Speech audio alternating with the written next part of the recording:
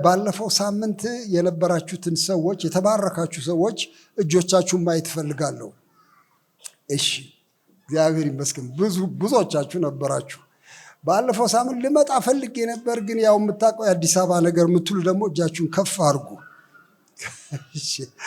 እሺ፣ እናንተንም እግዚአብሔር ይባርክ። ሁላችንም በመካከል ያሉ አሉ፣ ምን እንደሆኑ በደንብ የማለያቸው ሰዎች አሉ፣ ያልነበሩም የነበሩም። እነሱን ሁሉ ይባርክ እግዚአብሔር። ይሄን ካልኩኝ አንድ ዋና ነገር ነው የተነጋገርነው ባለፈው ሳምንት። መንፈስ ቅዱስ ሩቅ የቆመ ባይተዋር እንግዳ አይደለም።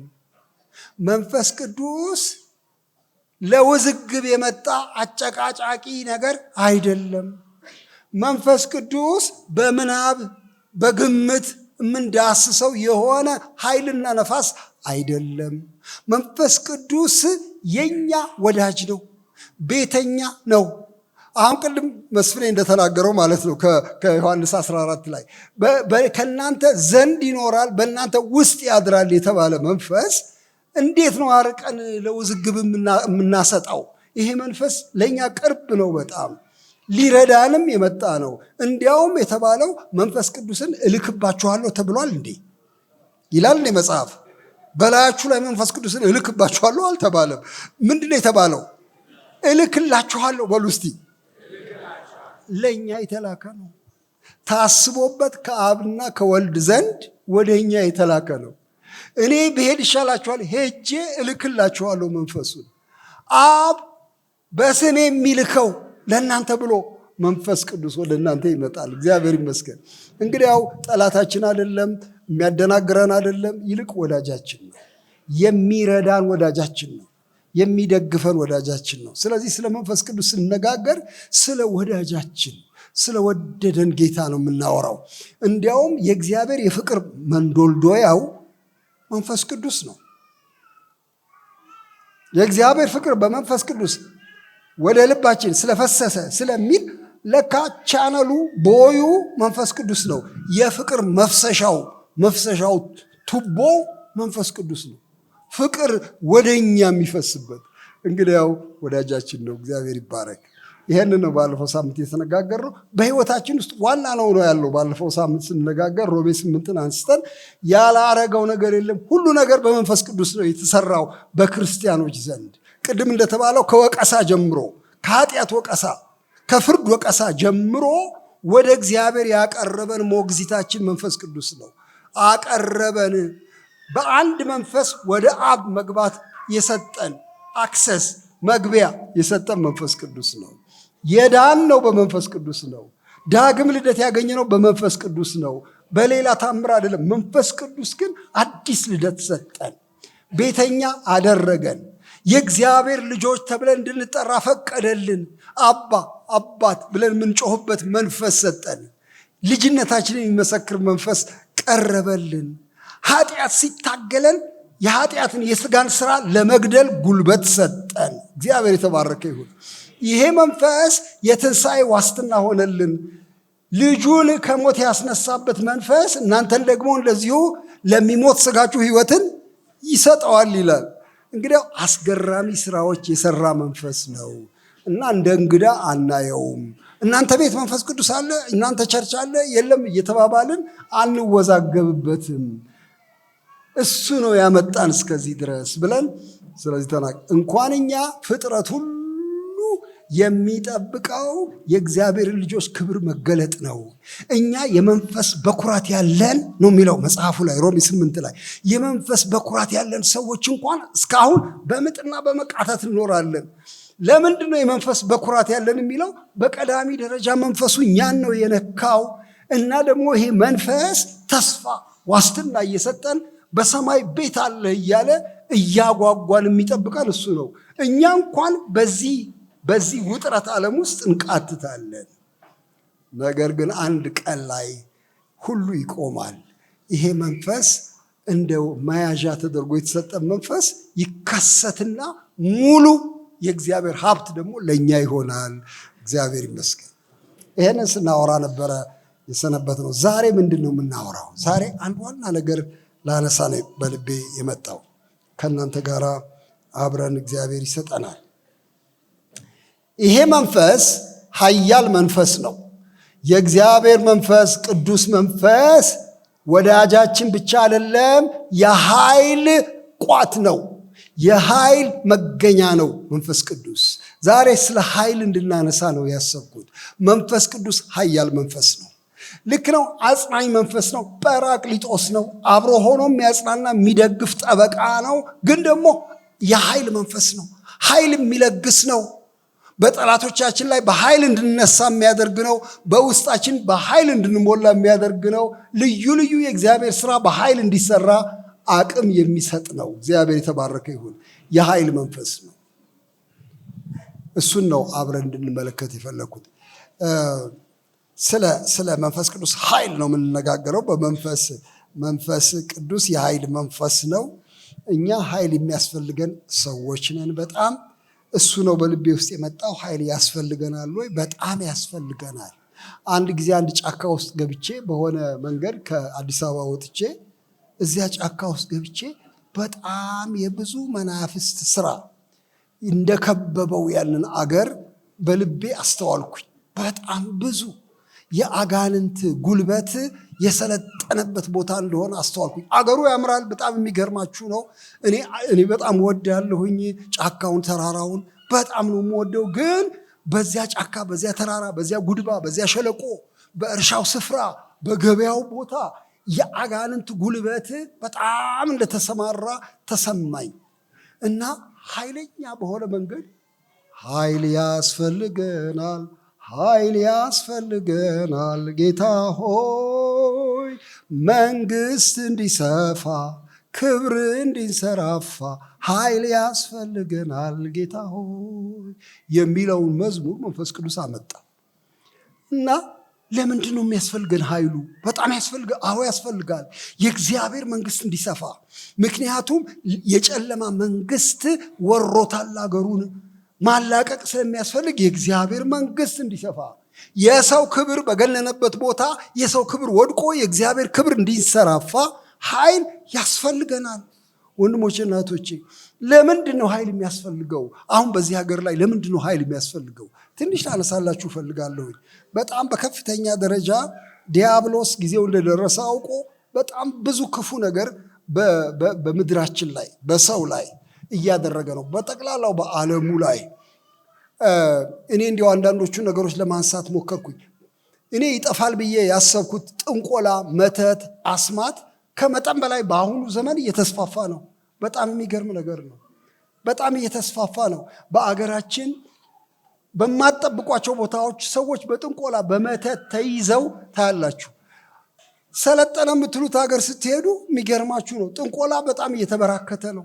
እኔ አንድ ጊዜ ወደ ኔዘርላንድስ ወደ ሆላንድ ሄጄ እዚያ አንድ ትልቅ ጉባኤ ባለፈው ሳምንት ነበረ፣ እዚህ ትልቅ ኮንፈረንስ ነበረ ብለው አንድ ትልቅ ሰው ስም ጠሩልኝ። እሱ ያስተማረበት አዳራሽ ውስጥ የአውሮፓ ጠንቋዮች ደግሞ ዓመታዊ ክብረ በዓል እዚያ ነበራቸው አሉኝ። ምን አልኩኝ? አዎ የአውሮፓ ጠንቋዮች ማህበር በትልቁ ተሰብስበው አምስተርዳም።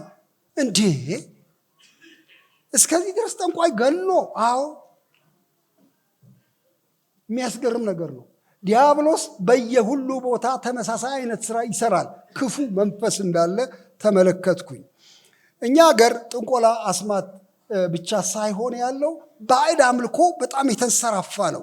የዲያብሎስ ስራ አንዱ የምትመለከቱት ህዝቡን በባዕድ አምልኮ ጠፍሮ መያዙ ነው። በተለይ በአሁኑ ዘመን በእኛ ሀገር በባህል ስም ባህላችንን እስቲ እንወቀው፣ እንቆፍረው፣ እስቲ ማንነታችንን እንወቀው በሚል ሰበብ ባዕድ አምልኮ እየነገሰ ነው።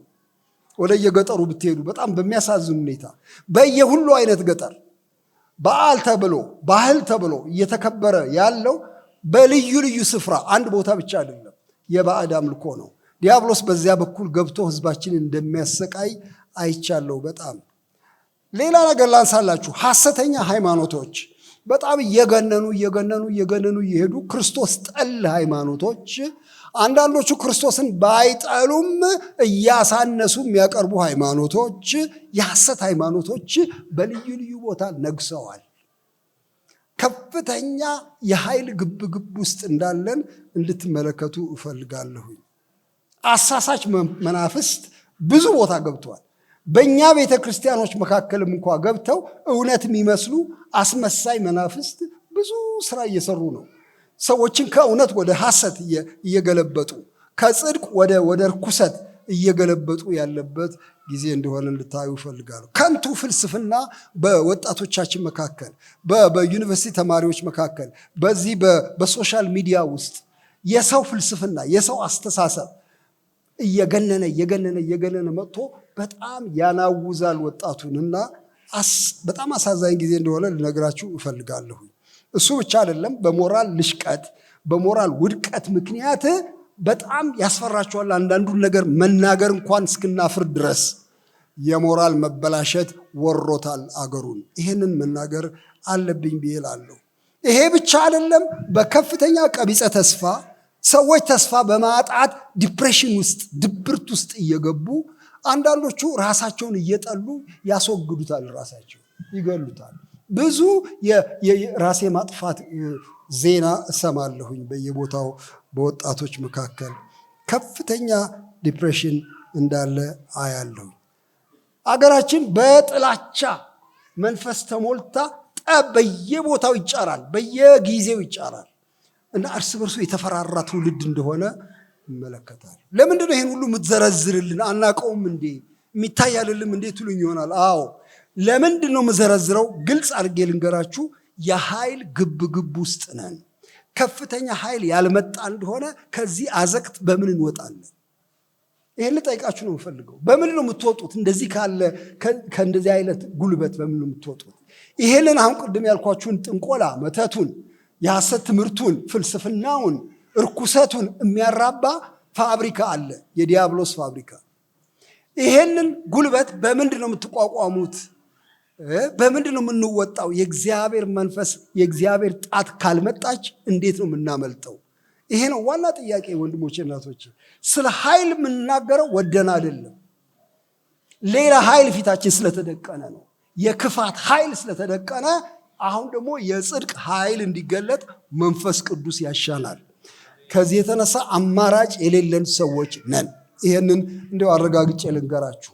አንዳንዱን ነገር በትምህርት ለመፍታት፣ አንዳንዱን ነገር በጠረጴዛ ዙሪያ ለመፍታት፣ አንዳንዱን ነገር በማባበል ለመፍታት እንሞክራለን። መቼም በየፊናችን አንዳንድ ነገር እንሞክራለን።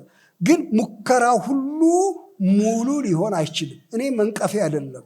ትምህርትንም ውይይትንም ምክክርንም ሌላውንም አልነቅፍም። በጣም አስፈላጊ ነገር ነው በእኛ ህብረተሰብ መካከል። ግን የኃይል ጥያቄ ነው ጥያቄው ኃይለኛ አለ። ኃይለኛው መታሰር አለበት። ነፃ መውጣት አለባቸው ሰዎች።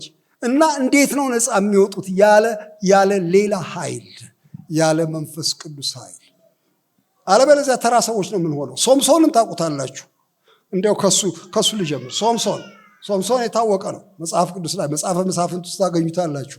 ይሄ ሶምሶን በጣም ልቤን የሚነካኝ አንድ የተናገረው ነገር አለ።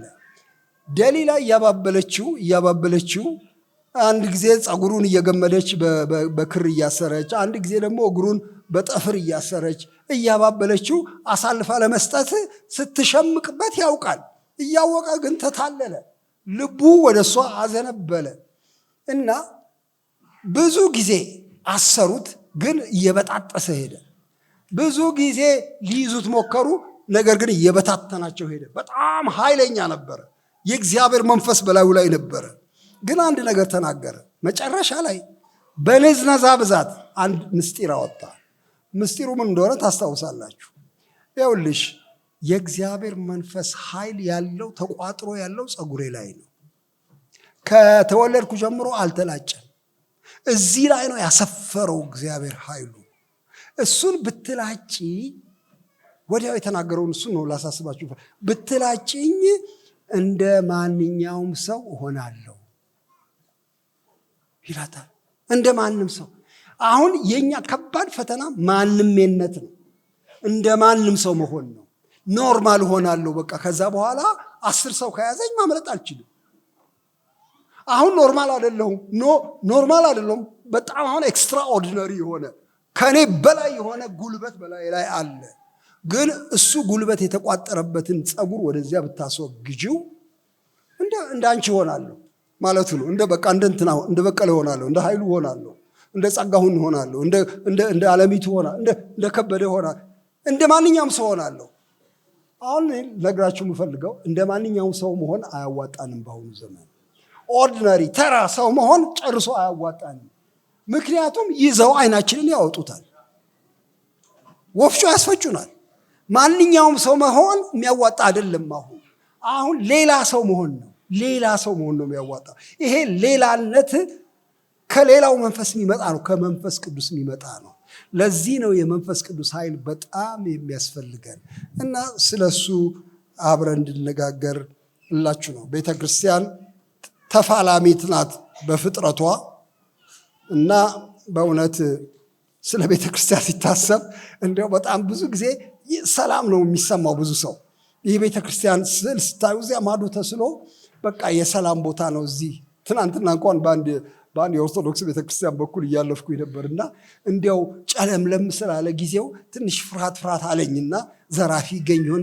አይ ግን ቤተክርስቲያን ነው፣ እዚህ የሚመጡ ሰዎች ደህና ናቸው ቢያንስ አልኩኝ። አይገርምም?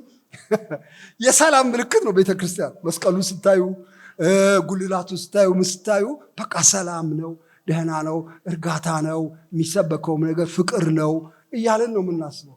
ግን ቤተክርስቲያን ፍጥረቷ ተፋላሚት ናት፣ ጦርነታዊ ናት። ቤተክርስቲያን እንደዚሁ በለሆሳስ ዝም ብላ የተቀመጠች አይደለችም። ውስጧ የሚካሄድ ኃይለኛ ጦርነት ከዓለም ስርዓት ጋር ከዲያብሎስ መንግስት ጋር የምትፋለም ናት። ጌታችን ይህንን ገና በጠዋቱ የሰጣት ስም ነው። እኔ ቤተክርስቲያንን በዚህች ዓለት ላይ ምን አደርጋለሁ? እሰራለሁ። በዚህች ዓለት ላይ ቤተክርስቲያንን እሰራለሁ፣ እሷም ተንፈላሳ ትኖራለች ይላል። ቀጥሎ እንደሱ ይላል። ቤተ ክርስቲያኔን እሰራለሁ ይልና ወዲያው ምን ይላል? የገሃነምም ደጆች አይችሏትም አይቋቋማትም ስለሚል እንዲህ ጠብ ውስጥ ነው እንደሚያስገባ ነው። አዎ ጠብ ውስጥ ነው። ስትጀምር ቤተ ክርስቲያን ጠብ ውስጥ ነው የገባችው። ምክንያቱም በሌላ መንግስት ግዛት ውስጥ ነው የተመሰረተችው። ዲያብሎስ በሚገዛው የጨለማ መንግስቱ ስላለች የገሃነም ደጆች ስላሉ አይችሏትም ከተባለ ለጦርነት ነው የተጠራችው ማለት ነው።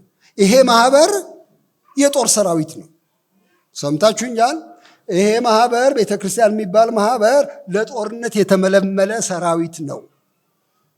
እኔ ጥያቄ መጣብኝ። ያው ደህና ሳነበው ኖሬ የገሃነም ደጆች አይችሏትም ተብሏል። ስለዚህ ምንም ቢቃወሙንም ቢሰልቡንም ተንኮል ቢያረጉብንም አይችሉንም እያልኩ ኖርኩኝ ለረዥም ዘመን። አሁን በቅርብ ጊዜ 5 ዓመት ሞልቶ እንደሆነ አላውቅም። እንዴ ምንድን ነው የሚለው? የገሃነም ምንድን ነው የሚለው? የገሃነም ደጆች ነው የሚለው። ደጆች ጋር ምን አደረሳት? ይህችን ቤተክርስቲያን አርፋ አትቀመጥም እንዴ አልኩኝ። ደጆች ነው የሚለው፣ የገሃነም ደጆች። እሷ ለብቻዋ ራሷ ደጅ አትኖርም እንዴ? አይደለም። ሄዳ እንድታስለቅቅ ስለተፈለገ የገሃነም ደጅ ጋር ትደርሳለች። የታሰሩትን ነፃ ለማውጣት ከደጆቹ ጋር ትፋለማለች፣ ሰብራ ትገባለች፣ ታስፈታለች። እንግዲያው ዘማች ናት ቤተክርስቲያን። ለዘመቻ የተጠራች ናት፣ ለጦርነት የተጠራች ናት ማለት ነው። ፍጥረታችን እንደሱ ነው ወንድሞች እናቶች። እና ይሄንን ልብ ልንለው ያስፈልጋል። ጦርነትን ኖርማል ነው ማድረግ ያለብን። መንፈሳዊ ጦርነት ኖርማል ነው፣ በቃ አይቀርም በምንም አይነት ቤተ ክርስቲያን በህይወት እስካለች ድረስ። እንግዲያው ኃይል ያስፈልጋታል። ያለ ኃይል እንዴት ነው ጦርነት? እሺ እንደዚህ ላደርግ ነው። ይሄንን መጀመሪያ አስቀድሜ እናገራለሁ። የምናገረው ምንድን ነው? መንፈስ ቅዱስ የኃይል መንፈስ ነው። በምን አወቅ? 3 ጥቅሶች ብቻ ላነሳ እፈልጋለሁ። ኢሳይያስ 11 ላይ አንዱን ላነሳው እፈልጋለሁ። ኢሳይያስ 11 ላይ ያለው ጥቅስ በጣም ግልጽ አድርጎ የሚናገረው ነገር አለው። ኢሳይያስ 11 ስለ መድኃኒታችን ስለ ኢየሱስ ክርስቶስ የተነገረ መሲሐዊ ትንቢት ነው እና በዚህ በኢሳይያስ 11 ላይ ኢየሱስ ክርስቶስ ላይ መንፈስ ቅዱስ እንደሚያርፍ ይናገራል። ከእሴይ ግንድ በትር ይወጣል፣ ከስሩም ቁጥቋጥ ያፈራል። የእግዚአብሔር መንፈስ፣ የጥበብና የማስተዋል መንፈስ፣ የምክርና የኃይል መንፈስ፣ የእውቀትና እግዚአብሔርን የመፍራት መንፈስ ያርፍበታል ይላል። በጣም ይገርም ነገር። ይሄ መድኃኒታችን፣ ይሄ ቁጥቋጥ፣ ይሄ የሚበቅለው ስር፣ ይሄ ክርስቶስ፣ ይሄ መሲህ ሲጀምር በመንፈስ ነው የሚጀምረው አገልግሎቱን። በላዩ ላይ የእግዚአብሔር መንፈስ ያርፍበታል። ምን አይነት መንፈስ ነው የሚያርፍበት? የምክር መንፈስ ነው የሚያርፍበት፣ የጥበብ መንፈስ ነው የሚያርፍበት፣ የኃይል መንፈስ ነው የሚያርፍበት ብሎ ስለሚያርፍበት መንፈስ ነው የሚናገረው። የሚገርመው ብዙ ጊዜ ኃይልን ከአሸባሪነት ጋር፣ ከመንገራበድ ጋር፣ ከድምፅ ጋር፣ ከጓጓታ ጋር ነው የምናስበው። እኔ አንድ ያስደነቀኝን እግረ መንገዴን ልናገር እፈልጋለሁ። ያርፍበታል ይሄ መንፈስ። እግዚአብሔርን በመፍራት ደስታውን ያያል። ዓይኑም እንደምታይ አይፈርድም፣ ጆሮም እንደምትሰማ አይበይንም። ነገር ግን ለድሆች በጽድቅ ይፈርዳል፣ ለምድር የዋሆች በቅንነት ይበይናል። በአፉ በትር ምድርን ይመታል፣ በከንፈሩ እስትንፋስ ሰዎችን ይገላል። የወገቡ መታጠቂያ ጽድቅ፣ የጎኑ መቀነት ታማኝነት ይሆናል። እግዚአብሔር ይባረክ። በጣም ታላቅ ድርጊት ነው የሚሰራው ያለ ይሄ መንፈስ ሲያርፍበት ይሄን ሰው በጣም በሚያስገርም ነገር የዋህ ሆኖ ቅን ሆኖ ግን በጽድቅ እየተራመደ ታላቅ ነገር ያደርጋል ብሎ ስለዚህ መሲህ ይናገራል። ሰላምን የሚመሰርተው በትግሉ ነው፣ በኃይሉ ነው። በጣም ነው የሚያስደንቀኝ። እኔ አይቼው በማላውቀው ሁኔታ አንድ ቀን አንድ ሰው አሳየኝ። ያሳየኝ ምንድን ነው? ጌታችን ኢየሱስ ክርስቶስን ስታስበው አንተ ምንድን ነው የሚመስልህ? በጣም ለስላሳ ሰው አይደለም? በጣም ለስላሳ ሰው ነው። ሌላው ቀርቶ እንኳን ሲገርፉት እኮ ምንም አልተሳደበም። በጥፊ ሲያጮሉት ምንም አላለም። እንደ በግ ተነዳ እና መስቀል ላይ እጁን ዘረጋ እኮ። ከዚህ የበለጠ ለስላሳነት ምን አለ? ግን እንዳይመስልህ ይላል ሰውየው፣ እንዳይመስልህ መስቀል ላይ ተጋድሎ እኮ ነው ያደረገው። ጌታችን ኢየሱስ ክርስቶስ እኮ መስቀል ላይ ጭጭ አለ ይምሰል እንጂ ከኃጢአት ጋር ተጋደለ እኮ። እንዲያውም የኃጢአትን ምንጭ ሁሉ መታው እኮ። መስቀሉ ላይ ጠብን ገደለ እኮ። ግድግዳ አፈረሰ እኮ። በሁለት መካከል በአይሁድና በአሕዛብ መካከል ያለ ግድግዳ ጣሰ እኮ። ግድግዳ ጣሹ፣ ግንብ አፍራሹ፣ ጠብ ገዳዩ ጌታ እኮ ነው የተሰቀለው። እና በጣም ለሆሳስ እንዳይመስልህ ኃይለኛ ነው፣ ግን ድምፅ አያሰማም። የሚጤስ የጧፍ ክር አያጠፋም። የሚገርም ነገር ነው። ቀስ ብሎ ይሄዳል፣ ግን ታላቅ ኃይል በውስጡ ይገለጣል። እግዚአብሔር ይመስገን። ስለዚህ ከጩኸት ጋር ሁልጊዜ መያያዝ የለበትም። የመንፈስ ቅዱስ ኃይል ግን ስራ ይሰራል። እግዚአብሔር ይመስገን። እና የኃይል መንፈስ እንደሆነ ያስታውቃል። ቅድም ወንድም መስፍን የጠቀሰው ጥቅስ ሐዋርያት ሥራ 1:8 ላይ ታስታውሱታላችሁ። ሐዋርያት ሥራ 1:8 በኢየሩሳሌም ከተማ ቆዩ አላለም ጌታ? ቆዩ አለ። አትንቀዥቀዡ፣ ቆዩ። አትሯሯጡ፣ ቆዩ። የራሳችሁን እቅድ እያወጣችሁ ለመሮጣት ቆዩ። ኢየሩሳሌም ለምንድን ነው የምንቆየው? እንዴ አንተ ከሞት ተነስተሃል፣ ለምንድን ነው የምንቆየው? ወንጌል በእጃችን ነው፣ ለምንድን ነው የምንቆየው? አይ በእጃችሁ ወንጌል ቢኖርም እኔም ከሞት የተነሳው ብሆንም ሕያው ብሆንም ግን ሕያው መንፈስ በላያችሁ ላይ ሲመጣ ነው ኃይል የምትቀበሉት። መንፈስ ቅዱስ በእናንተ ላይ በወረደ ጊዜ ምን ትቀበላላችሁ? ኃይል። ወዲያው ነው የሚያያይዘው፣ መንፈሱንና ኃይሉን ያያይዘዋል። እንግዲያው ይሄ መንፈስ የኃይል መንፈስ ነው ማለት ነው። ይሄ ኃይል ያስፈልጋችኋል። የምትገቡበት ዓለም ቀላል ዓለም ስላልሆነ ቆዩ እና ይህን ኃይል ተቀበሉ፣ ያን ጊዜ ምስክሮቼ ትሆናላችሁ ብሎ ይሄንን ተስፋ ሰጠ። እሱ ብቻ አይደለም። ሁለተኛ ጢሞቴዎስ ምዕራፍ 1 ላይ ደግሞ የምታውቁት ነገር አለ። ሐዋርያው ጳውሎስ ለጢሞቴዎስ ባለፈው ሳምንት ሳናነሳው አልቀረንም። ፈሪ ለሆነ ለጢሞቴዎስ እንዴት አድርጌ ነው የማገለግለው እያለ እየተሸማቀቀ የሰው ፊት የሚያየውን እሱን አትፈር እባክህ፣ በምንም አይነት አትሸማቀቅ ይለዋል። ቁጥር 7 ላይ 6 ጀምሮ ስለዚህ ምክንያት እሳት እንደሚያቀጣጥል ሰው እጆቼን በመጫኔ በአንተ ያለውን የእግዚአብሔርን ስጦታ እንድታነሳሳ አሳስብሃለሁ። እግዚአብሔር የምን መንፈስ ሰጠን? የኃይል እና የፍቅር ራስንም የመግዛት መንፈስ እንጂ የፍርሃት መንፈስ አልሰጠን። ስለዚህ ባጭር ቃል መንፈሱና ኃይሉ የተያያዙ ናቸው። የእግዚአብሔርን መንፈስ ካነሳን ኃይልን ማንሳታችንም ጭምር ነው። እንግዲያው መንፈስ ቅዱስ ኃያል መንፈስ ነው። እሺ ይሄንን ካልን እንግዲያው ምን አይነት ኃይል የሚል ጥያቄ ነው። የምን ኃይል ነው የሚገለጠው? መንፈስ ቅዱስ በእኛ ላይ በመጣ ጊዜ ምን የሚያስደርግ ኃይል ነው? የምን ኃይል ነው? እሱን ነው ዛሬ ከእናንተ ጋር መካፈል በጣም የፈለግኩት። የምን ኃይል ነው? አንዳንድ ጊዜ ይሄን ኃይል በልዩ ልዩ መንገድ እንተረጉመውና የማይሆን ስሜት እናመጣለን። የማይሆን ንግግር እንፈጥራለን፣ ውዝግብም እንፈጥራለን። ወንድሞቼና እህቶቼ ኃይሉ የምን ኃይል ነው? ይሄ በጣም ያስፈልጋል። ለምሳሌ አሁን ለወንጌል የተሰጠውን እሱም ብቻ ምሳሌ አድርጌ ልጥቀስላችሁ። ምን ይላል ሐዋርያ ጳውሎስ? ለምሳሌ ሮሜ ምዕራፍ 1 ቁጥር 16 ላይ በወንጌል አላፍርምና ይላል። እኮራለሁ ማለቱ ነው። በወንጌል አላፍርምና እመካለሁ ማለቱ ነው። በወንጌል አላፍርምና ለምን ነው ማታፍረው? ኃይል ነዋ ይላል። ወዲያው ኃይል ነዋ፣ ኃይል ነው። የምን ኃይል ስትሉት ሰዎችን የሚያድን የእግዚአብሔር ኃይል፣ አውዳሚ ሳይሆን አዳኝ ኃይል፣ አጥፊ ሳይሆን አልሚ ኃይል ስለሆነ እኔ አላፍርም። ይህን ወንጌል ይዤ ምን ይሆናል ብዬ አላፍርም። ከቶ ያድናል።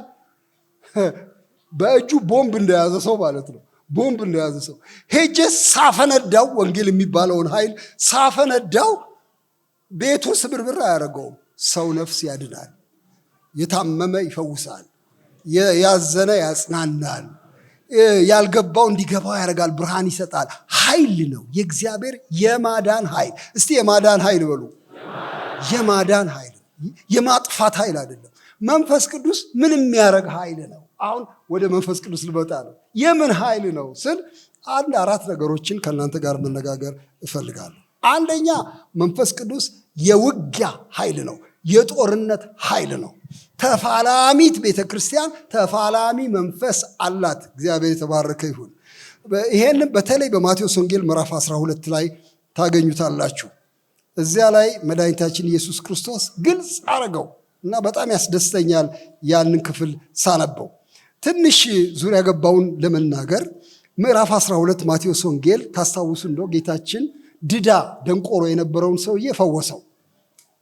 አይናገርም፣ አይሰማም። ሰውየው ሲፈውሰው ከአጋንንት ነፃ አወጣውና ደህና ሆነ። ሰውየው ደህና ሲሆን የሚያዩ ሰዎች መሳደብ ጀመሩ። በማመስገን ፈንታ መሳደብ ጀመሩ። የሚገርም ነገር ነው። ፈሪሳውያኑ አይ አጋንንት የሚያወጣው ዋናው ስላለበት ነው አሉ። በብኤል ዜቡል በአጋንንት አለቃ ነው፣ ሰፍሮበታል እሱ ራሱ፣ ለዚህ ነው የሚታዘዙት ብለው አሙት ጌታችንን። በአጋንንት አለቃ አታፍሩም አላቸው ጌታ።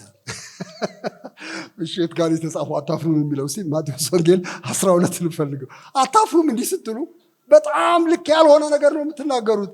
እንዴት አንድ መንግስት እርስ በርሱ እንዴት ይዋጋል? እንዴት አጋንንት በአጋንንት ሊወጣ ይችላል? የማይሆን ነገር ነው እኮ የማይሆን። ምክንያቱም እርስ በርሷ የምትለያይ መንግስት ትጠፋለች፣ እርስ በርሷ የምትለያይ ቤት ትፈርሳለች። ስለዚህ እኔ በአጋንንት አለቃ አይደለም አጋንንትን የማወጣው። ስሙ ታዲያ በምንድን ነው የሚያወጣው? ታዲያ ምዕራፍ 12 ላይ ቁጥር 26 ጀምሮ ላንብብላችሁ። ኢየሱስ ግን ሐሳባቸውን አውቆ ቁጥር 25 እንዲህ አላቸው፣ እርስ በርሷ የምትለያይ መንግስት ሁላ ትጠፋለች። እርስ በርሱ የሚለያይ ከተማም ሁሉ ወይ ቤት አይቆምም። ሰይጣንን የሚያወጣ ከሆነ እርስ በርሱ ተለያየ። እንግዲህ መንግስቱ እንዴት ትቆማለች? እኔስ በብኤል ዜቡል አጋንንትን ማወጣ ከሆንኩ ልጆቻችሁ በማን ያወጧቸዋል? ስለዚህ እነሱ ፈራጆች ይሆኑባቸዋል። አይሰራም ይሄ ነገር ማለት ነው። ስሙ አሁን እኔ ግን በእግዚአብሔር መንፈስ አጋንንትን ማወጣ ከሆንኩ እንግዲያው የእግዚአብሔር መንግስት ወደ እናንተ ደርሳለች። እግዚአብሔር የተባረከ ይሁን። የመንግስት ፍልሚያ ነው። የመንግስት ፍልሚያ ነው።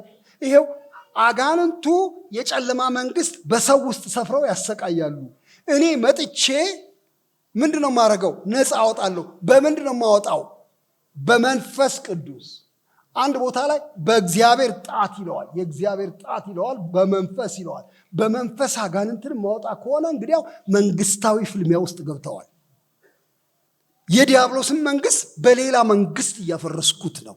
የእግዚአብሔር መንግስት ወደ እናንተ ደርሳለች ይላል። አያችሁ፣ ሌላ መንግስት ነበረ እየገዛ ያለው ሰውን ጠፍሮ የያዘው። አሁን ግን በመንፈስ ኃይል አጋንንትን ሳወጣ ሳባረራቸው ሌላ መንግስት እያስገባው ነው። የእግዚአብሔር መንግስት ወደ እናንተ ደርሳለች። ወይስ ሰው አስቀድሞ ኃይለኛውን ሳያስር ወደ ኃይለኛው ቤት ገብቶ ዕቃውን ሊነጥቀው እንዴት ይችላል? ከዚያ ወዲያ ቤቱን ይበዘብዛል። ከኔ ጋር ያልሆነ ይቃወመኛል፣ ከኔ ጋርም ማከማች ይበትናል ብሎ ይላል ጌታ። የሚያስደንቅ ነው። ስለዚህ ፍልሚያው ጦርነቱ መንፈስ ቅዱስ የሚመራው ፍልሚያ ነው። በወዲያ በኩል ክፉ መንፈስ የሚመራው ነው፣ በወዲህ በኩል መንፈስ ቅዱስ የሚመራው ጦርነት ነው። እና ጦርነታዊ መንፈስ ነው ይሄ መንፈስ የሚያጽናና መንፈስ ብቻ አይምሰላችሁ። እንባ የሚያብስ መንፈስ ብቻ አይምሰላችሁ። ጦር የሚያማዘዝ መንፈስ ነው። ሄዶ ሌላ መንግስትን የሚወጋ የእግዚአብሔር መንግስት ባለሟል ነው ይሄ መንፈስ። እና ይህንን መንፈስ እንደሱ ይለዋል ጌታችን ኢየሱስ ክርስቶስ። እኔ በጣም ደስ ይለኛል ስለ ኮልፌ ቃለ ሕይወት ሳስብ። እዚህ የነገሰ የጨለማ መንግስት ለማፍረስ ያረጋችሁትን ትግል፣ እግዚአብሔርን በመንፈሱ የረዳችሁን እርዳታ ሳይ በጣም ደስ ይለኛል። የጌታ ስም የተባረከ ይሁን። እግዚአብሔር ይመስገን። በእውነት ይሄ ምን ልበል፣ ላለፉት 20 ዓመታት ገደማ እንደዚህ ትልቅ ተጋድሎ እዚህ አካባቢ ሆኗል። እና ክፉ መንፈስ እየተመታ ሰዎች ነፃ እየወጡ እግዚአብሔር ትልቅ ስራ ሰራ በእናንተ መካከል። እግዚአብሔር የተባረከ ይሁን። እንደዚሁ ያብዛው ያስፋው በሌላም ቦታ ሁሉ። እና የመንግስት ግብግብ ነው መንፈሱ። ኃይሉ ለዚህ ነው የተሰጠን፣ ለዚህ ትግልና ለዚህ ውጊያ ነው የተሰጠን። የውጊያ መንፈስ ነው ይሄ መንፈስ። ሁለተኛ የምን መንፈስ ነው? የምን ኃይል ነው? የውጊያ ኃይል የጦርነት ኃይል ብቻ ነው አይደለም። ይሄ መንፈስ የእውቀት፣ የጥበብ፣ የመገለጥ መንፈስ ነው። እግዚአብሔር የተባረከ ይሁን። ጨለማ የሚገፈፈው ዝም ብላችሁ ጦር በመምዘዝ አይደለም፣ በኢየሱስ ስም ጥፋ በማለትም ብቻ አይደለም። ጨለማ የሚገፈፈው ብርሃን በማውጣት ነው። ይሄ ብርሃን ከመንፈስ ቅዱስ የተሰጠ ብርሃን ነው። በቃሉ በኩል ይመጣል፣ በልዩ ልዩ መገለጦች ይመጣል። የመገለጥ የእውቀት፣ ቅድም የተባለው የእግዚአብሔር መንፈስ ያርፍበታል። የእውቀት መንፈስ፣ የምክር መንፈስ፣ የጥበብ መንፈስ ብሎ እንዳለው መንፈስ ቅዱስ የእውቀት መንፈስ ነው። እግዚአብሔር ይመስገን። እውቀትንና ኃይልን ማጣላት ከቶኑ የለብንም። ኃይሉ በማሳወቅ ነው። እግዚአብሔር ይመስገን። የእግዚአብሔር መንፈስ የሚሰራበት መንገድ አይናችንን በመክፈት ነው። መንፈሳዊ አይናችንን በመክፈት ነው። ይኸው ኤፌሶን ምዕራፍ 1 ሄደን እንየው። ኤፌሶን ላይ በጣም የሚያስገርም ነው። ሐዋርያው ጳውሎስ የሚናገረው እግዚአብሔር ስላረገው የማዳን ስራ ነው። ታላቅ በረከት በመካከላችሁ እግዚአብሔር አረገ ብሎ በደስታ እግዚአብሔርን ይባርካል። ይባርክና ግን አይቆምም። አፈሰሰው በረከቱን፣ ልጆቹ አደረገን፣ ኃጢአታችንን አስተስረየ፣ መንፈስ ቅዱስን ሰጠን፣ ማያዣ አድርጎ የርስታችን ይልና ሌላ ተጨማሪ ነገር እጸልያለሁ ይላል። ስሙት፣ ቁጥር 14 ጀምሮ በእናንተ ዘንድ ስለሚሆን በጌታ በኢየሱስ ስለማመንና ለቅዱሳን ሁሉ ስለሚሆን መውደድ ሰምቼ ስለ እናንተ ያመሰገንኩ ስጸልይ ስለ እናንተ ማሳሰብን አልተውም። ምንድን ነው የምታሳስበው? የክብር አባት የጌታችን ኢየሱስ ክርስቶስ አምላክ እርሱን በማወቅ የጥበብን የመገለጥን መንፈስ እንዲሰጣችሁ እለምናለሁ። ልመናዬ መንፈሱ ምን እንዲያረግ? ግለጥ አይናቸው፣ ክፈት ልባቸውን፣ አሳያቸው፣ አሳውቃቸው፣ ማን እንደሆንክ ይወቁ እያልኩኝ ይጸልያለሁ። አይገርምም? ለዳኑ ሰዎች ነው እንደዚህ የሚጸልዩ። ድነዋል፣ ጌታን አምነዋል፣ ተቀብለዋል፣ ተጠምቀዋል ምናምን፣ ግን አይናቸው እንደገና መከፈት አለበት። ልዑሉን አምላክ እንዲያውቁት የጥበብ የመገለጥ መንፈስ። አይናቸው ሲከፈት ምንድን ነው የሚያዩት? ይኸው እዛ ላይ ተጽፏል። እሱን ላንብብላችሁ።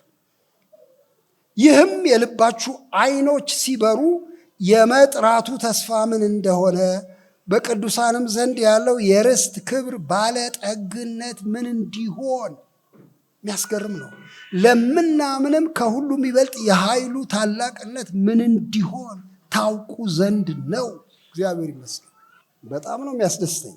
እኔ ክርስትናን ከምወድባቸው ነገሮች አንዱ ልንገራችሁ፣ ያለቀለት አይደለም። በቃ ምልህ ጌታን ተቀብለሃል አይደል? አዎ። ተጠምቀሃል? አዎ። ደህንነት ተምረሃል? አዎ። በቃ አለቀልህ። ግራጁዌት ታደርጋለህ ከወረቀትህን በቃ ትኬትም ያውሉ ወደ መንግስተ ሰማያት መግቢያ ተብሎ ያለቀለት ጉዳይ አይደለም። ኧረ በፍጹም ገናም አላቀው ስንት ነገር አይኖችን እየከፈተ ያሳየኛል። ገና ያልደረስኩበትን ስንት ነገር ይገልጥልኛል። ይሄ መንፈስ ገላጭ መንፈስ ነው። እንግዲያው ከዚህ መንፈስ ጋር ያለ ሽርክና የዘላለም አዲስነት ይሰጠናል። በየጊዜው ከሱ እንቀበላለን። አይናችሁ ሲበራ የምታዩትን ልንገራችሁ። የርስቱን ክብር ባለጠግነት ለእኛ የሚሰጠውን ያለንን የሚሰጠንን ተስፋ በሰማይ ግን በሰማይ ብቻ አይደለም፣ አሁን ለእኛ ለአማኞች የሰጠውን የኃይሉን ታላቅነት እንድትገነዘቡ ያደርጋል። እንግዲያው የጥበብና የመገለጥ መንፈስ ነው። ስለዚህ ወንድሞቼ ኃይሉን የምንፈልገው ለማወቅ ነው። እግዚአብሔርን ለማወቅ ነው። ወደፊት ያለውን ተስፋ ለመረዳት ነው። የእግዚአብሔርን አሰራር ለመገንዘብ ነው። በእኛ ውስጥ ያስቀመጠውን ኃይሉን ለመረዳት ነው። ለዚህ ሲባል እግዚአብሔር አይናችንን ይከፍታል። እግዚአብሔር የተመሰገነ ይሁን። ስለዚህ ወንድሞችና እህቶቼ እውቀትን፣ ጥበብን መቃወም ጅልነት ነው። በመንፈስ ቅዱስ ስም አሳቦ ይሄንን ጥበብ የምትለው እውቀት የምትለው እሱን ወደዚያ ተወው፣ እኔ በመንፈሱ መቃጠል ነው የምፈልገው የምትሉ ሰዎች መንፈሱ እሳት ብቻ ሳይሆን ብርሃንም ነው። እግዚአብሔር ይመስገን እያበራ ነው እሳቱን የሚሰድልን። ስለዚህ በላያችን ላይ ይመጣል፣ ኃይል ይሰጠናል፣ ጉልበት ይሰጠናል፣ አይናችንን ይከፍታል፣ አርቀን እናስተውላለን። የተደበቁ ነገሮችን እናስተውላለን። የዲያብሎስን መንግስት አሰራር እናስተውላለን። የእግዚአብሔርን ዕቃ ጦር ሁሉ እናስተውላለን። እና አይን ከፋች መንፈስ ነው። እግዚአብሔር የተመሰገነ ይሁን። ለእኛ እግዚአብሔር በመንፈሱ ገለጠልን ነው የሚለው 1 ቆሮንቶስ 2 ላይ። እሱን ላሳያችሁ። ባለፈው ሳምንት ምናልባት ነካ አድርገነው ሄደን ይሆናል። በጣም ነው የሚያስደስተኝ። በፍጹም ልታውቁት አትችሉም የእግዚአብሔርን ነገር ያለ መንፈሱ። ይሄው 1 ቆሮንቶስ ምዕራፍ 2 ላይ ሞኞች ማይሞች ይሉናል፣ ጥበብ የሌላቸው ይሉናል። ግን እኛ ይላል ቁጥር 6 ላይ በበሰሉት መካከል ግን ጥበብን እንናገራለን ይላል። ይሄ ወንድማችን ሐዋርያ ጳውሎስ የመጣሁት ጥበብ በመናገር በአፍ ጮሌነት አይደለም፣ ወንጌል የሰበክንላችሁ በመንፈስ ቅዱስ ኃይል ነው ብሎ ከተናገረ በኋላ ግን ጥበብንም ካነሳችሁ አይጎለንም ጥበብ ይላል። ይሄው በበሰሉት መካከል ጥበብን እንናገራለን። ነገር ግን የዚችን ዓለም ጥበብ አይደለም፣ የሚሻሩትንም የዚችን ዓለም ገዦች ጥበብ አይደለም። ነገ እየተቀየረ የሚሄድ ጥበብ አይደለም የኛ ጥበብ። ሌላ ሳይንቲስት ሲመጣ፣ ሌላ ፈላስፋ ሲመጣ የሚሻር ጥበብ አይደለም። ነገር ግን እግዚአብሔር አስቀድሞ ከዘመናት በፊት ለክብራችን የወሰነውን ተሰውሮም የነበረውን የእግዚአብሔርን ጥበብ በምስጢር እንናገራለን። ከዚች ዓለም ገዦች አንዱ እንኳ ይህን ጥበብ አላወቀም። ቢያውቁ ኖሮ የክብርን ጌታ ባልሰቀሉት። ነገር ግን ዓይን ያላየችው ጆሮ ያልሰማው በሰው ልብ ያልታሰበው እግዚአብሔር ለሚወዱት ያዘጋጀው የጌታ ስም ይባረክ ተብሎ እንደተጻፈ እንዲህ እንናገራለን። መንፈስም የእግዚአብሔርን ጥልቅ ነገር ስንኳ ሳይቀር ሁሉን ይመረምራልና ለእኛ እግዚአብሔር በመንፈሱ በኩል ገለጠ። አይገርምም? የማወቅ ነገር በቃ በዚህ ነዋ፣ ሌላ መንገድ የለውም። ከዚህ ዓለም ገዦች የተሰወረ፣ ከዚህ ዓለም ፈላስፎች የተሰወረውን ጥበብ ለእኛ እግዚአብሔር በመንፈሱ በኩል ገለጠው። እግዚአብሔር ይባረክ። እንግዲያው መንፈሱ ያስፈልገናል፣ በእውነት ያስፈልገናል። የመገለጥ መንፈስ፣ የእውቀት መንፈስ ከሰማይ እንዲወርድ በጣም ያስፈልጋል ወንድሞቼ።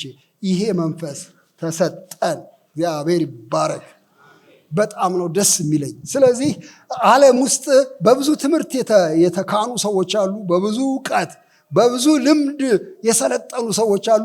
ግን የዚህ ዓለም ገዦች የማያውቁት ሌላ ጥበብ፣ ለአንድ ሞኝ ሰው፣ ለአንድ አምላክን ተስፋ አድርጎ ለቆመ ሰው ዝም ብሎ በውስጡ ዠቅ የሚያደርግ የመንፈስ ቅዱስ መገለጥ የሚባል አለ። እግዚአብሔር ይመስገን። ምንለይበት፣ ክፉን ከደግ ምንለይበት፣ የክፉን መንፈስ ምናባረርበት የልየታ መንፈስ። እግዚአብሔር ይመስገን።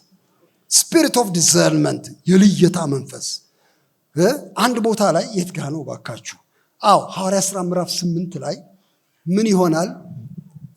ፊልጶስ ሄዶ ወንጌል ይሰብካል። ወንጌል ሲሰብክ መተተኞች፣ ጠንቋዮች በሙሉ መተታቸውን እየጣሉ እያቃጠሉ የመተት መጽሐፋቸውን ክታባቸውን እያቃጠሉ ጌታን ይቀበላሉ። አስገራሚ ነገር በዚያ ከተማ ይሆናል። ዲያብሎስ መንግስቱ ይናጋበታል። እና ይሄንን እንደተቀበሉ ሐዋርያት ሲሰሙ ምን ያደርጋሉ? መንፈስ ቅዱስን እንዲቀበሉ ደግሞ ይልኩላቸዋል ሐዋርያቱን። የኢየሩሳሌም ቤተክርስቲያን ትልካለች ወደ ሰማርያ። እና እዛ ሲሄዱ የሆነው ነገር ምን እንደሆነ ላሳያችሁ። ምዕራፍ 8 ላይ ሐዋርያት ሥራ ምዕራፍ 8 ላይ አስደናቂ ነገር እየሰራ ፊልጶስ በመንፈስ ቅዱስ ኃይል ብዙዎች ከተማረኩ በኋላ እነዚህ በኢየሩሳሌም የነበሩ ሐዋርያት የሰማርያ ሰዎች የእግዚአብሔርን ቃል እንደተቀበሉ ሰምተው ጴጥሮስና ዮሐንስን ሰደዱላቸው። ቁጥር 15 እነሱም በወረዱ ጊዜ መንፈስ ቅዱስን ይቀበሉ ዘንድ ጸለዩላቸው። በጌታ በኢየሱስም ብቻ ተጠምቀው ነበር እንጂ ከነሱ በአንዱ እንኳን አልወረደም ነበር። በዚያ ጊዜ እጃቸውን ጫኑባቸው፣ መንፈስ ቅዱስንም ተቀበሉ። ሲሞንም የሚባል ሰው በሐዋርያት እጅ መጫን መንፈስ ቅዱስ እንዲሰጥ ባየ ጊዜ ገንዘብ አመጣላቸውና የሚያውቀው እሱን ነው። በቃ ይኸው ነው፣ በገንዘብ ነው ሲሰራ ይኖረው። ገንዘብ አመጣላቸውና እጄን የምጭንበት ሁሉ መንፈስ ቅዱስን ይቀበል ዘንድ ለእኔ ደግሞ ይህን ስልጣን ስጡኝ አለ። ጴጥሮስ ግን እንዲህ አለው። የልየታ መንፈስ ምላችሁ እዚህ ጋር ነው። ጴጥሮስ ግን እንዲህ አለው፣ የእግዚአብሔርን ስጦታ በገንዘብ እንድታገኝ አስበሃልና ብር ካንተ ጋር ይጥፋ። ልብ በእግዚአብሔር ፊት የቀና አይደለምና ከዚህ ነገር እድል ወይም ፈንታ የለህም። እንግዲህ ስለዚህ ክፋትህ ንስሐ ግባ። ምናልባት የልብህን ሐሳብ ይቅር ይልህ እንደሆነ ወደ እግዚአብሔር ለምን። በመራራ መርዝና በአመፅ እስራት እንዳለህ አይሃለውና። አይገርምም? ይታየዋል ለጴጥሮስ ወለል ብሎ። ይሄ ሰውዬ በመርዝ በመራራ እስራት በአመፅ እንደታሰረ ይታየኛል። ንስሐ ባትገባ ትጠፋለህ፣ ቶሎ ብትመለስ ይሻላል ይለዋል። የመንፈስ ቅዱስ ኃይል በላዩ ላይ ተገልጦ ይህንን ይናገራል። የሚገርማችሁ ይሄ ሰውዬ ፊልጶስ ከመሄዱ በፊት ታላቁ ኃይል እየተባለ ይመለክ ይከበር የነበረ ሰው። ታላቁ የእግዚአብሔር ኃይል ይሉታል ሲሞን። ምክንያቱም አስማት እየሰራ ያስገርማቸው ነው። ግን አሁን ከታላቁ የሚበልጥ ታላቅ መጣ። እየደመሰሰ ሲያሳፍረው፣ ግን እንዲያው ባዶ እጄን እንዳልቀር በትንሽ ገንዘብ ቢሆን ስጡኝ ይህን አዲሱን ኃይል ይላል። የእግዚአብሔር መንፈስ ግን አጋለጠ። እግዚአብሔር የተመሰገነ ይሁን።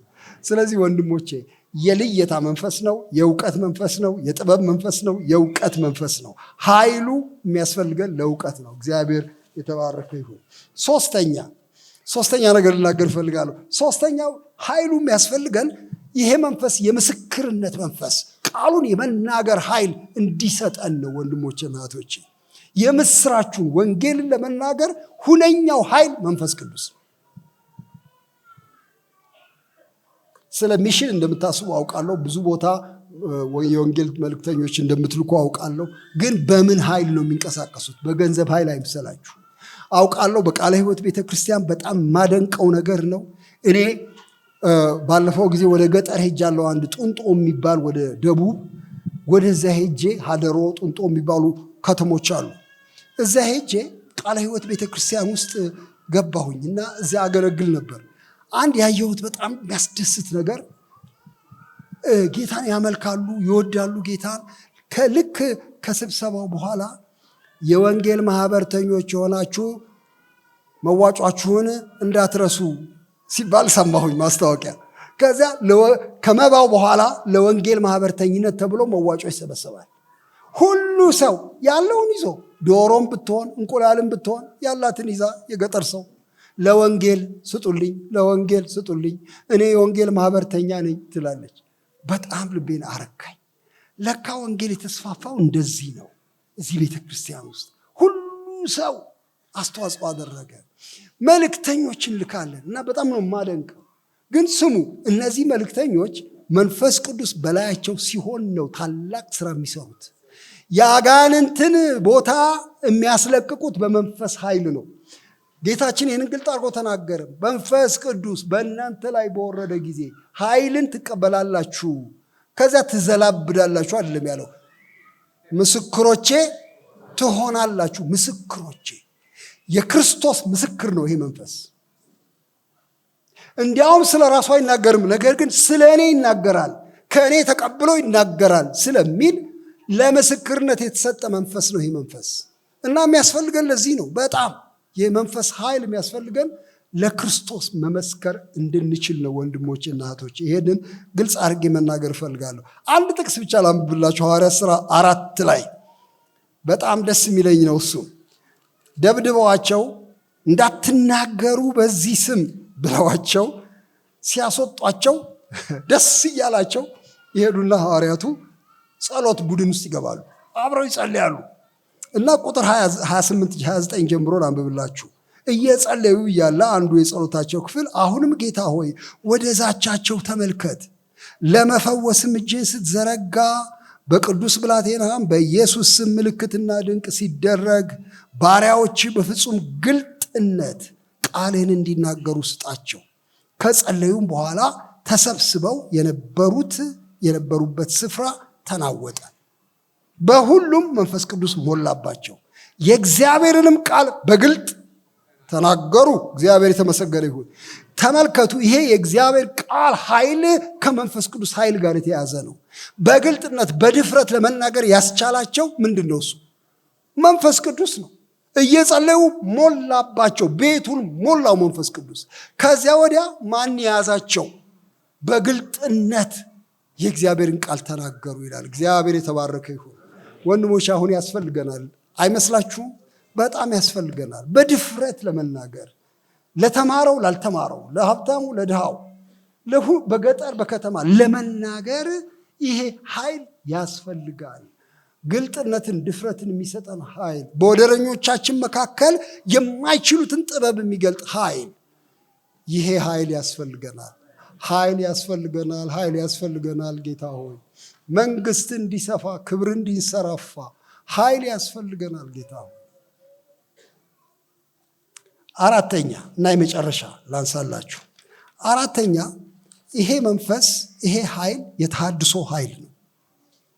ስለ ተሃድሶ ብዙ አውርተናል። ብዙ ነው የተጠማ ነው። ልንገራችሁ፣ ያለ መንፈሱ ተሃድሶ ሊመጣ አይችልም። አዳሽ ኃይል ነው መንፈስ ቅዱስ። ሕዝቅኤል 37ን ታውቁታላችሁ ታሪኩ። ጊዜ ለመቆጠብ አላነበው። እዚያ ላይ አሳየኝ እግዚአብሔር በራእይ ያሳየኝ። ምን ያሳየኛል? የደረቁ አጥንቶች፣ ሸለቆ ሞልተዋል የደረቁ አጥንቶች። እና ወይ ጉድ የሚያሳይ ነው። እዚያ ማዶ አንድ ጭንቅላት፣ እዚያ ማዶ አንድ እጅ፣ እዚያ ማዶ አንድ እግር፣ አጥንት በአጥንት ተከምሯል። እና ምን ይለኛል እግዚአብሔሩ? ስማ ሕዝቅኤል፣ እነዚህ አጥንቶች በሕይወት ሊኖሩ ይችላሉ ብሉ ይለዋል። ትህትናው ያስገርመኛል። የሕዝቅኤል አጓጉል አይደፍርም። እንዴታ አይልም። እንዴት አይኖሩም አንተስ ካለ አይልም። የሚገባው ትንሽ ነው። ዝም ይላል። አይ ሊኖሩ አይችሉም ብለው ደግሞ አይደመድምም እንደተራ ሰው። ጌታ ሆይ አንተ ታውቃለህ። ይኑሩ አይኑሩ፣ እንዴት ህይወት እንዴት ሊገባባቸው እንደሚችል እኔ አላውቅም፣ አንተ ታውቃለህ። አሳየዋ እግዚአብሔር። ትንቢት ተናገር፣ ለእነዚህ አጥንቶች ትንቢት ተናገር። እንዲህ በል፣ እናንተ አጥንቶች መንፈስ ይገባባቸዋል። እግዚአብሔር የተባረከ ይሁን። ሕያዋን ትሆናላችሁ ብለህ ተናገር አለው። እኔ ሆን እንዴት እንደምል አላውቅም። ጌታ ባይሆንሳ አሁን ለምሳሌ እኔ እንዴት ተናግሬ እንዲሁ እየተንኳኩ ቢቀሩሳ? አይ ተናገረ።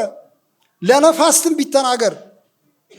እነዚህ የደረቁ አጥንቶች እርስ በርስ የተቀራረቡ ስጋና ጅማት ያለባቸው ግን ህይወት የሌለባቸው አራቱን ነፋሳት ጥራና ህይወትን አንቀሳቅስ።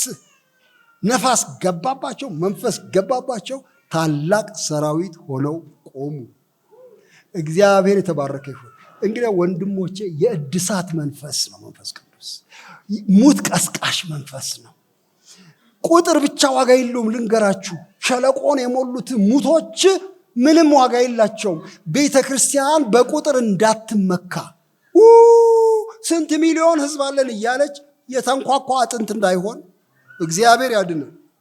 መንፈስ ግን ሲገባበት ታላቅ ሰራዊት ይሆናል። እግዚአብሔር ይመስገን። ስለዚህ ይሄ መንፈስ ለማደስ የተላከ መንፈስ ነው። እንዲያውም በጣም በኋላ ምን ትዝ አለኝ፣ ኢዮኤልም ይህንኑ ነው የተናገረው። ለካ በኢዮኤል ጊዜ እግዚአብሔር ፍርዱን መቅሰፍቱን ሊያወርድ ተናገረና ትንቢተ ኢዮኤልን ስታነቡ ታገኙታላችሁ። ደጎቢያ፣ ኩብኩባ፣ አንበጣ ተልኮ አገሩን በሙሉ አጠፋና ተስፋ የለንም አለቅን ሲሉ እግዚአብሔር ግን ለሕዝቡ ራራ ይላል እና በመጨረሻው ዘመን በስጋ ለባሽ ሁሉ ላይ ምን አደርጋለሁ? ከመንፈሴ አፈሳለሁ። እግዚአብሔር ይባረክ። እንግዲህ የተሃድሶ መንፈስ ነው። መንፈሱ የሚያድሰን እሱ ነው። ጌታ ሆይ ናና አድሰኝ፣ ናና አድሰኝ። ግሩም ኃይል የመንፈስ ቅዱስ ኃይል አሁንም ይሰራል። ግሩም ኃይል የመንፈስ ቅዱስ ኃይል አሁንም ይሰራል። አሜን። እንዲያው ጥሩ ድምፅ ቢኖረኝ እንዴት ደስ ባለኝ። ግን ዋናው ጉዳይ ከጥሩ ድምፅ በላይ ይሄ ጥሩ መንፈስ እሱ ይምጣ። ይሄ ኃይል ይምጣ። ይሄ ይሙላን። ያለሱ ተስፋ የለንም። ዛሬ ባጭሩ የተነጋገርነው ያለሱ ተስፋ የለንም። ተፋጠን የቆምነን። ይሄንን አንድ ብቻ አንቀጽ በማንበብ ልዘጋ እፈልጋለሁኝ። ምናልባት እናንተ ትታገሱኝ ያላችሁ ብዬ አስባለሁኝ። አንድ የጻፍኩት አርቲክል ነበረና እዚያ ላይ ስለዚህ ጉዳይ አነሳሁኝ እና ሳነሳ የመጣልኝን እሱን ላንብብላችሁና ከዚያ በኋላ እንጨርሳለን። እንደዚህ ነው የሚለው። እውነተኛው የቤተ ክርስቲያን ኃይል የመንፈስ ቅዱስ ኃይል ነው። የክርስቶስ አካል በወደረኞቿ መካከል በዓላማ ቆማለች።